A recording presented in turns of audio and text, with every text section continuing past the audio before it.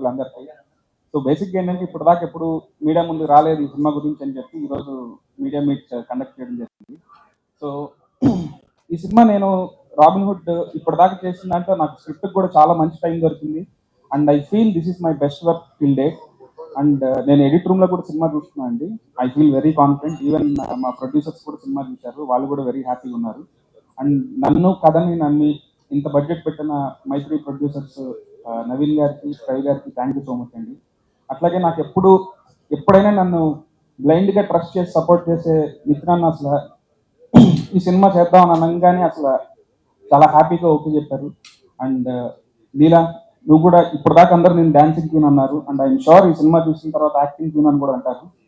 So ఈ సినిమాకి జీవి ప్రకాష్ గారు కూడా మంచి మ్యూజిక్ ఇచ్చారండి. సో ఈ వన్ మోర్ టైం సాంగ్ లాగానే అండ్ దీంట్లో ఒక ఐటమ్ సాంగ్ ఉంది, అది కూడా మా ట్రంప్ కార్డ్ లాగా ఫీల్ అవుతున్నా అండి. సో బేసిక్గా మైక్ పట్టుకుందని నేను బ్లాంక్ అవుతాను. So thank you so much అండి. ఇంకా ముందు వాటిల్లో ఇంకొంచెం మాట్లాడుకుందాం. అండ్ డెఫినెట్గా సినిమా మీ అందరికీ నచ్చుతుంది. క్రిస్మస్ హాలిడే మూడ్లో ఒక సెలబ్రేషన్ లాగా ఉండాలని చెప్పి ఈ సినిమా కూడా ఆ టైంలో మేము డిసైడ్ అయ్యాము 25th డిసెంబర్ వెళ్దామని. సో డెఫినెట్గా ఇది ఒక మంచి ఫ్యామిలీ ఎంటర్టైనర్ అవుతుంది. థ్యాంక్ యూ సో మచ్ అండి.